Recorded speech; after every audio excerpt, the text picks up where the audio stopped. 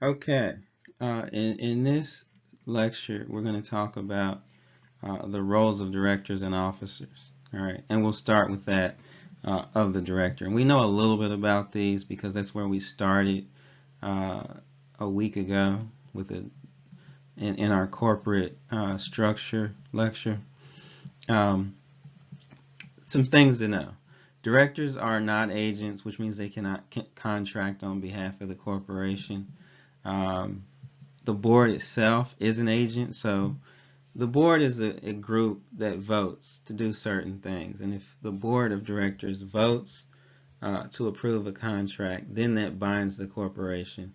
But an individual director cannot bind the corporation. All right. So that's what that means. Directors can and commonly are shareholders. There's nothing wrong with that. Um, we talked a little bit about the election of directors, so you guys are aware of how that works. So I'm not going to belabor that point. All right. Directors do have certain rights. All right. Um, Participate in meetings. Board of directors, generally they're going to meet quarterly, maybe monthly if certain things are going on. They do have the right to review the accounting records. All right. And to inspect facilities and premises. All right. In for-profit companies, directors are paid. Right. It's a good job if you can get it because you only have to meet a couple of times a year. All right. Um, and if directors are sued for their involvement, something they did in their role as a director, the company has to reimburse them for that loss, for those legal costs, and that's called indemnification. Right? If I have a loss defending a lawsuit, doesn't matter whether I win or lose, the company that I'm serving as a director for has to reimburse or indemnify me for that loss. All right. So that's directors. Quick fly through of directors. Let's talk about officers and executives. So these primarily are top level management with chief in their title. All right. So officers are appointed, evaluated, and compensated by the board of directors. Right. We learned that a week ago. Generally, they're contract employees, but they can be terminated for cause. Sometimes it's not. You don't have to look hard to find stories where a CEO is terminated by the board. All right.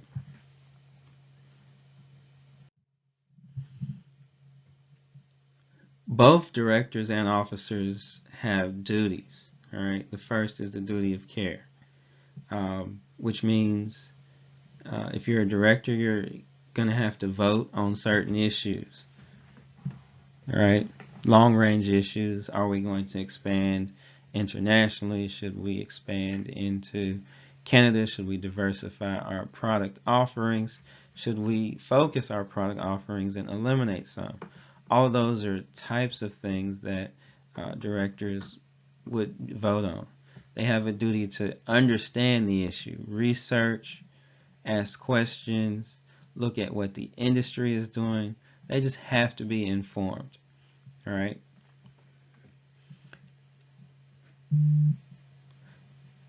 And they have a responsibility to supervise the officers. That's the ongoing evaluation piece. All right. Business judgment rule. All right. So in business, decisions are made without the benefit of hindsight.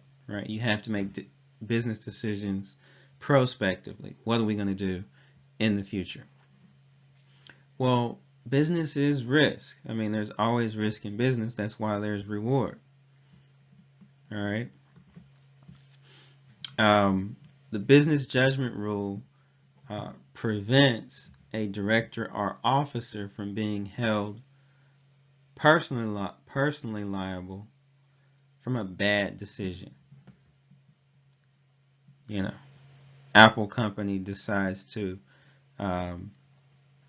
stop, or decides to expand its offerings and decides to bring a vehicle to market, the Apple car, right? This is just a hypothetical.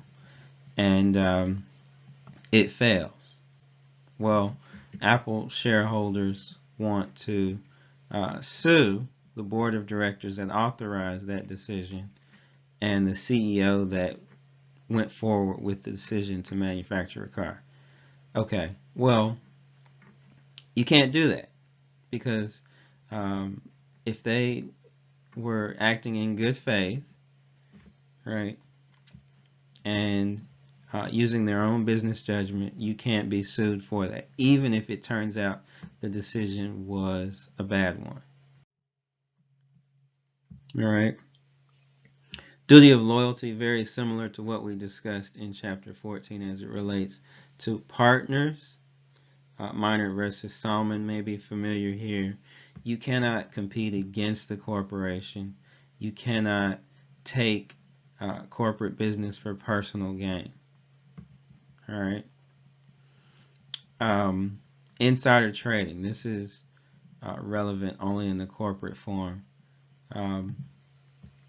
As a director or officer, you're going to have access to information, corporate information, before the general public. All right. You cannot buy or sell stock based on information that is not public information. That's how insider trading works. All right, that's what Martha Stewart was arrested for. She was acquitted on that charge, convicted of obstruction of justice, but that's what insider trading is.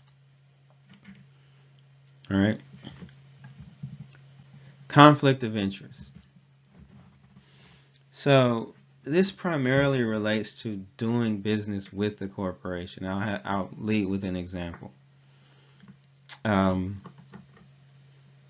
not sure if this is still the case, but it used to be that the CEO of Best Buy owned a small jet. He owned a plane. All right. And Best Buy needed to lease a corporate jet. All right. And so the company leased the CEO's personal jet for corporate purposes. Well, that's potentially a conflict of interest, right? Because that benefits the CEO, who also was chairman of the board of directors. All right. Well, conflicts of interest are okay, provided that the conflict is disclosed. All right.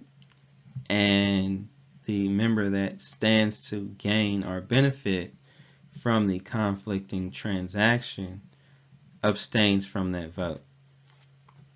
All right. And typically, this would also be disclosed.